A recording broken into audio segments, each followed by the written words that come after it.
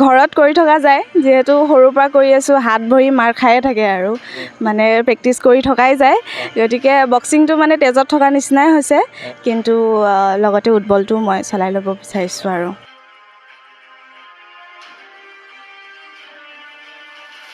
আমাৰ উৎবলৰ ছত্তীশগড় ৰায়পুৰত 20th national senior আৰু জুনিয়ৰৰ গেম পাতিছিলে। তাতে আমি অসমৰ 12জনে পাৰ্টিচিপেট কৰিছোঁ। লগতে আমাৰ সকলোখিনিয়ে মেডেল পাইছে, লগতে ময়ো তাতে ব্ৰঞ্জ মেডেল পাবলৈ সক্ষম হৈছোঁ। গতিকে ভাল লাগিছে, অসমক ৰিপ্ৰেজেণ্ট কৰিছোঁ।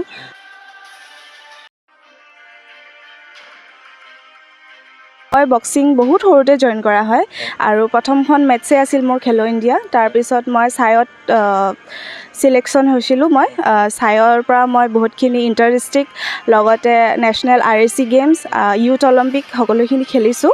তেখেতেই আমাক প্ৰথমৰ পৰা যিখিনি আমাক ট্ৰেইনিং দিছে বা যিখিনি হেল্প কৰিছে, তেখেতৰ কাৰণেই আমি যাব পাৰিছোঁ।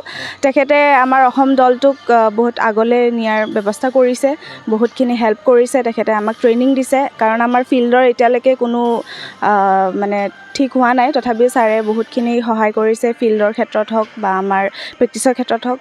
হয়, পৰিয়ালৰে ছাপোৰ্ট মোৰ বক্সিঙৰ ক্ষেত্ৰতো হওক বা উৎবলৰ ক্ষেত্ৰতো হওক, তেখেতসকলেই মোক আজি যিখিনি পৰ্যায় পাইছোঁ, তেখেতসকলৰ কাৰণেই পাইছোঁ। তেখেতসকলেই মোক আগুৱাই লৈ গৈছে।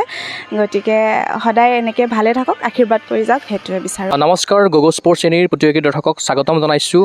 মোৰ লগত উপস্থিত আছে এগৰাকী উৎবল প্লেয়াৰ। শেহতীয়াভাৱে তেখেতে ৰাষ্ট্ৰীয় উৎবল প্ৰতিযোগিতাত ব্ৰঞ্জ পদক অৰ্জনেৰে অসমলৈ গৌৰৱ কঢ়িয়াই আনিছে। প্ৰথমতে তেখেত এগৰাকী বক্সাৰ আছিল আৰু তাৰ পাছৰ পৰ্যায়ত তেখেতে উৎবল খেলিছে।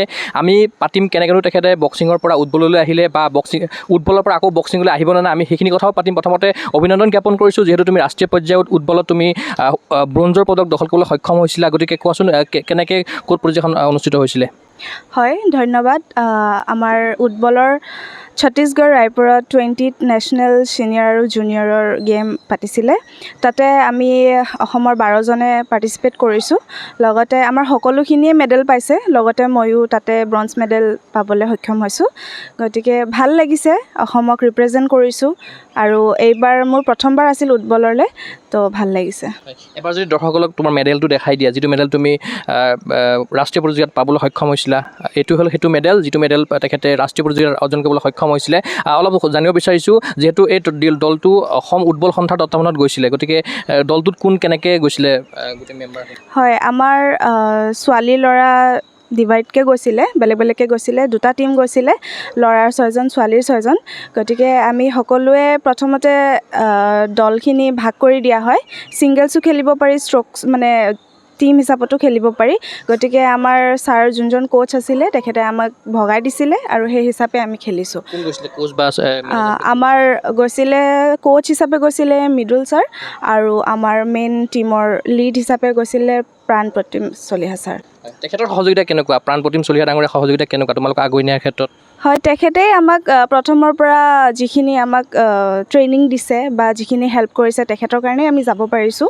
তেখেতে আমাৰ অসম দলটোক বহুত আগলৈ নিয়াৰ ব্যৱস্থা কৰিছে, বহুতখিনি হেল্প কৰিছে। তেখেতে আমাক ট্ৰেইনিং দিছে, কাৰণ আমাৰ ফিল্ডৰ এতিয়ালৈকে কোনো মানে ঠিক হোৱা নাই, তথাপিও ছাৰে বহুতখিনি সহায় কৰিছে, ফিল্ডৰ ক্ষেত্ৰত হওক বা আমাৰ প্ৰেক্টিচৰ ক্ষেত্ৰত হওক, তেখেতে সকলোখিনি কৰিছে। যোৱাৰ আগমুহূৰ্তত কেনেকৈ প্ৰেক্টিচ কৰা হৈছিলে বা ক'ত প্ৰেক্টিচ কৰা হৈছিলে? কিবা কেম্প লগাইছিলে নেকি যোৱাৰ আগমুহূৰ্তত? শিবিৰ লগাইছিলে নেকি? হয়, আমাৰ নেশ্যনেলৰ কাৰণে ফাৰ্ষ্ট ছিলেকশ্যন পাতিছিলে। ছিলেকশ্যনৰ ক্ষেত্ৰত আমাক গোটেইখিনি টীমটো মানে অসম দলটোক নিযুক্ত কৰিছিলে। তাৰপিছত আমাৰ পাণ্ডুত থকা NF ৰেলৱে ফিল্ডখনতে প্ৰেক্টিচ হৈছিলে। তেখেতে আমাক প্ৰেক্টিচ কৰাইছিলে মৰ্ণিং টাইমত, গতিকে তেখেতে তাতে কৰাইছিলে আমাক। কিমানখনমান ৰাজ্য আহিছিলে? বিভিন্ন ৰাজ্যৰ খেলুৱৈ হয়তো আহিছিলে, মানে বহুতখিনি আহিছিলে, সঠিক সংখ্যাটো মই নাজানিম, কিন্তু বিভিন্ন ৰাজ্যৰ পৰা আহিছিলে, যেনে পাঞ্জাৱ, হাৰিয়ানা, সকলোখিনিৰ পৰা আহিছিলে। তোমালোকৰ লগত যিহেতু 12জন খেলুৱৈ গৈছিলে, গতিকে 12জনৰ মাজৰ পৰা কোনে কোনে মেডেল পালে তাতে? আমাৰ প্ৰত্যেকজনে পাইছে।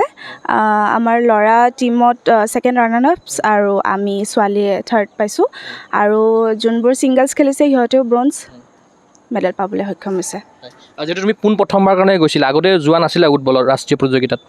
ৰাষ্ট্ৰীয়ত নাই যোৱা, কিন্তু মই ইউনিভাৰ্চিটি লেভেলত হৈছিলে প্ৰথমখন মেটচ, মই তাতেই খেলিছোঁ।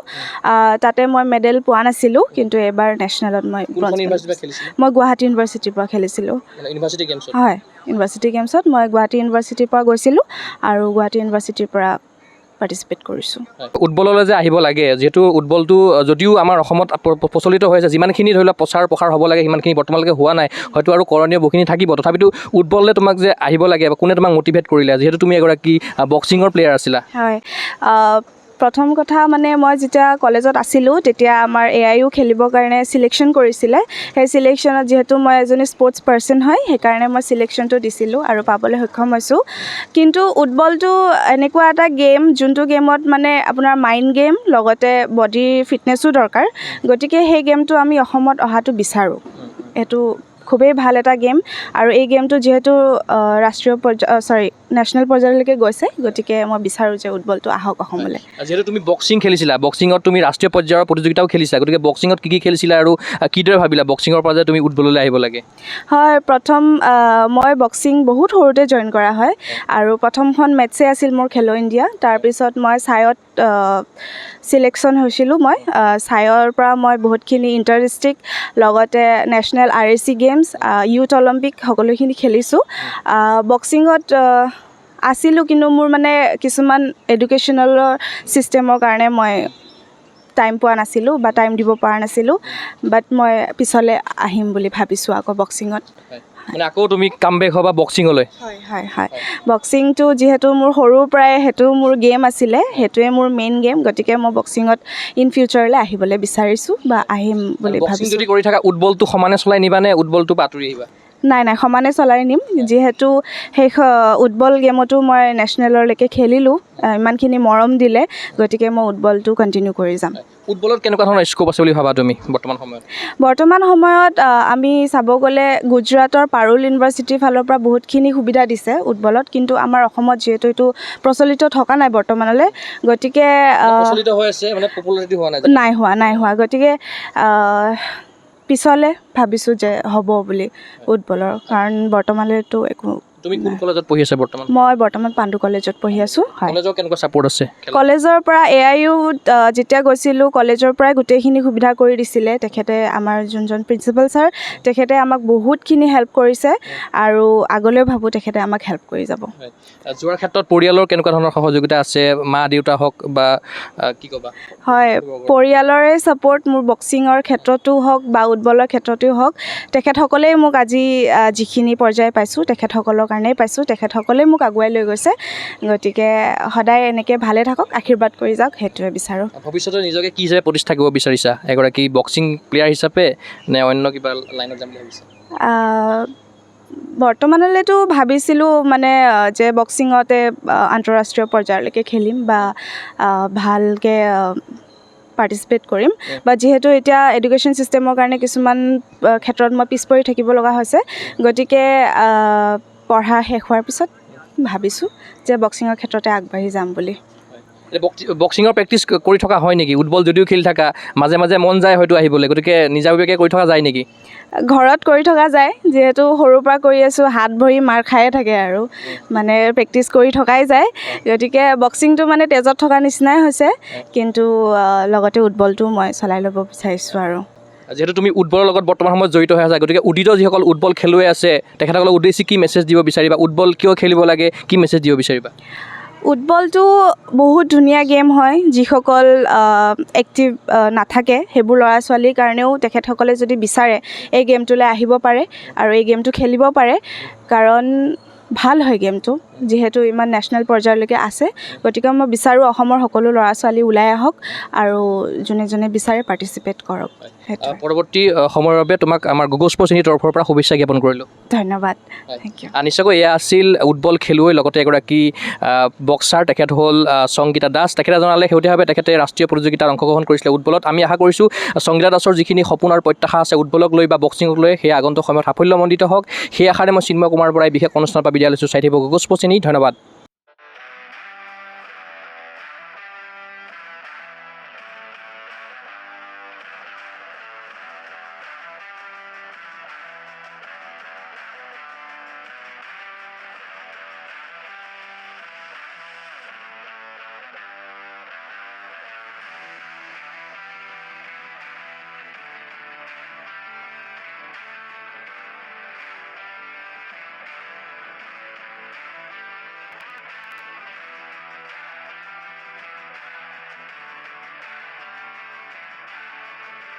অসম তথা উত্তৰ পূবৰ কাৰাটে ক্ষেত্ৰৰ বাবে সুখবৰ।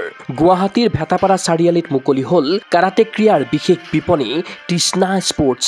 কিয়ৰ দ্বাৰা এপ্ৰুভ বিভিন্ন ব্ৰেণ্ডৰ কাৰাটেৰ সামগ্ৰী, কাৰাটেৰ সাজ পোছাক এই বিপণীত উপলব্ধ। খুচুৰা আৰু পাইকাৰী মূল্যত ক্ৰয় কৰিব পাৰিব আপোনাৰ প্ৰয়োজনীয় আৰু মন পচন্দৰ সকলো সামগ্ৰী। কিয় approve model gloves, kicking pad, kit bag, standing kick bag, leg guard, head guard, chest guard, groin guard, rubber puzzle mat, belt ইত্যাদি উন্নতমানৰ কাৰাটেৰ সামগ্ৰী ক্ৰয়ৰ বাবে আহক তৃষ্ণা স্পৰ্টছলৈ। ঠিকনা তৃষ্ণা স্পৰ্টছ, ভেটাপাৰা চাৰিআলি, SB complex, BR road, Guwahati 28। Phone number 7002853483 আৰু 84720500034।